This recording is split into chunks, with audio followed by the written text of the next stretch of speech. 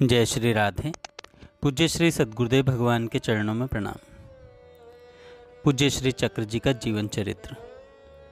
अवध की बीथियों में वाराणसी के समीप के होने से सुदर्शन जी कभी पंडित शांतनु विहारी जी के साथ और कभी अकेले ही अयोध्या जाते रहते थे। वहाँ संतों के दर्शन, उपदेश, सरयू स्नान और मंदिरों में दर्शन सत्संग प्राप्त करते ही रहते थे। इस बार वृंदावन से अकेले ही अयोध्या की ओर चल दिए। शांतनु विहारी द्विवेदी जी ने कहा भी, ये कुछ रुपए तो आप अवश्य लेते जाएं। चक्रवर्ती सम्राट के घर जा रहा हूँ, किसी कंगाल के घर नहीं। बड़ा अलमस्त उत्तर दिया उन्होंने। मर्यादा पुरुषोत्तम को अतिथि सत्कार भी नहीं आता होगा, आप ऐसा समझते हैं क्या? अब पंडित द्विवेदी जी कहते भी तो क्या। दुबला पतला शरीर, बड़े बड़े रूखे रूखे बाल, छोटी छोटी दाढ़ी, पास में एक चद्दर, कंबल और एक झोला, झोले में एक लोटा, पाठ की पुस्तक, भागवत गीता तथा माला, पूजा का चित्रपट, बस। कोई परिचय नहीं, कोई साधन नहीं, वेश भी न साधु का न गृहस्थ का, और पास में कानी कौड़ी भी नहीं। जब वे अयोध्या स्टेशन पर उतरे तब प्रातःकाल का ही समय था। पैदल जाकर सरयू स्नान और पूजा से निवृत्त हुए ही थे कि आप जलपान कर लें। पाठ की पुस्तक झोले में डाल रहे थे कि एक बाबू साहेब हाथ में दोना भर जलेबी लिए सामने नम्रतापूर्वक प्रार्थना कर रहे थे कि आप जलपान ले लें। मध्याह्न पूर्व ही जब वह दर्शन करने गए, एक बूढ़े जटाधारी भव्य काय महंत जी ने निकलते ही कहा, आज आप कनक भवन बिहारी जी सरकार का आतिथ्य ग्रहण करेंगे। आतिथ्य ग्रहण करने को ही तो मैं आया हूँ। सुदर्शन जी ने मान भरे मन से मन में ही कहा और चल पड़े। तीसरे दिन एक अत्यंत वृद्ध वैष्णव संत सरयू तट पर मिले और स्नेहपूर्वक समझाने लगे, जब आप किसी से कुछ मांगते नहीं, पास में कुछ रखते नहीं, और जहाँ कुछ दे सकें और भोजन करा सकें, ऐसे स्थान पर ठहरते नहीं। अरे ऐसे स्थान पर तो रहिए जहाँ श्री राम जी को कष्ट न हो। खंडरों में, झाड़ियों में और टूटी कब्रों के बीच आप छिपते फिरते हैं क्यों? कभी यह भी सोचा है आपको ढूंढने में, आतिथ्य करने में उन स्थानों में परम सुकुमार श्री रघुनाथ जी को कितना कष्ट होता होगा? फूट फूट कर रो पड़े सुदर्शन जी। सचमुच वे ऐसे ही स्थानों में 2 दिन से छिपते फिरे। उनका आतिथ्य तो वहाँ भी हुआ ही। उसी दिन वे अयोध्या से चित्रकूट चले गए। पंडित शांतनु विहारी जी द्विवेदी जी के साथ भी सुदर्शन जी अवध में जाया करते। उनके गांव महराई के निकट विष्णुपुरा के एक ब्राह्मण वैरागी होकर जानकी घाट में पंडित राम वल्लभ शरण जी के आश्रम में निवास करते थे। उनके परिचय से ही दोनों वहां जाया करते और ठहरा करते थे। कभी कभी पंडित श्री राम वल्लभ शरण जी से ज्ञान भक्ति की चर्चा भी होती। एक बार पंडित शांतनु विहारी द्विवेदी और सुदर्शन जी सरयू स्नान के लिए जाते समय आपस में चर्चा करने लगे, श्री सरयू तट और गंगा तट में क्या अंतर है?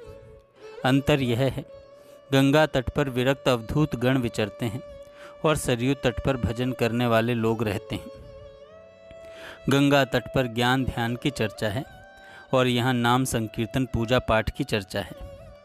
चर्चा करते करते जब स्नान संध्या करके लौटने लगे तो अयोध्यापुरी के बाहर ही कुछ लोगों ने कहा, इस मार्ग से मत जाओ, इस टूटे मकान में एक पागल रहता है, वह कभी कभी ईंट पत्थर फेंक कर मार देता है। उस समय दोनों मित्र जवान थे।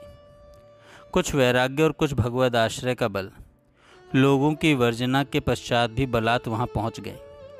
पागल ने हाथ से संकेत देकर उन्हें अपने पास बुलाया, अपनी गूदड़ी बिछा दी, प्रेमपूर्ण दृष्टि से देखा और बोला, तुम्हारे पास कुछ खाने को है? नहीं, दोनों ने कहा। तुम्हारे लोटे में सरयू जल है, वही दे दो, उसने कहा। उसने ओक लगाकर सारा जल पी लिया। जल गिरने से मिट्टी का जो अंश भीग गया, उसने वह भी खा लिया।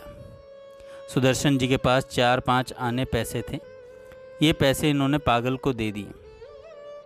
पैसे लेकर वह आगे आगे चला, ये दोनों पीछे पीछे। उस पागल को देखकर लोग डर के मारे अलग थलग हो जाते थे। इन दोनों के पीछे चलते देख वे लोग आश्चर्य इन दोनों को पीछे चलते देख वे लोग आश्चर्य करते और मना भी करते। वह नंगा पागल 10-5 कुत्तों से घिरा आगे बढ़ने लगा। वह हलवाई की दुकान पर पहुंचा, 4-5 आने पैसे दे दिए और उससे जो मिठाई मिली वह कुत्तों को खिला दी। बड़े प्रेम से इन दोनों की ओर देखता हुआ चला गया। बहुत सोच समझ कर दोनों ने निश्चय किया, यह तो कोई दत्तात्रेय जैसा महात्मा है और हम लोगों के मन की आशंका मिटाने के लिए इतने सद्भाव का व्यवहार किया है। सच यह तो एक आश्चर्य ही है। अयोध्या में कई संतों का सत्संग इन्हें प्राप्त होता रहा। श्री राम वल्लभ शरण जी, श्री रघुवर दास जी महाराज, गोवा वाले साधु श्री भगवदाचार्य जी, श्री गंगेश्वरानंद जी, श्री अंजनी नंदन शरण जी, श्री कांत शरण जी, श्री सीता राम शरण जी आदि। संकीर्तन पत्रिका बंद होते ही सुदर्शन जी लौटकर मेरठ गए ही नहीं, सीधे श्री प्रभुदत्त ब्रह्मचारी जी के पास झूंसी आ गए। वहीं से वर्ष 1941 में सबसे पहले ब्रह्मचारी जी के साथ ही रामवन सतना गए। यह स्थान मध्य प्रदेश में सतना से 10 किलोमीटर रीवा की ओर स्थित है। रामवन के संस्थापक श्री शारदा प्रसाद जी, इन्होंने भूमि खरीदी थी जिसमें आधे में खेती और आधे में आश्रम बनाने की योजना थी। सुदर्शन जी जब वहां पहुंचे तब फूस से छाया हुआ कार्यालय और ऐसी ही 2 झोपड़ी थी। इसी में से एक सुदर्शन जी वहां रहने लगे। इन्हें यहाँ बिल्कुल एकांत स्थान और श्री रामचरितमानस के प्रसार का कार्य प्रिय लगा। अनेक वर्षों तक यहाँ सुदर्शन जी स्थायी रूप से रहे। रामचरितमानस की पत्रिका मानस मणि यहाँ से निकलती थी। उसके संपादक के नाम पर श्री अंजनी शरण जी का नाम छपता था।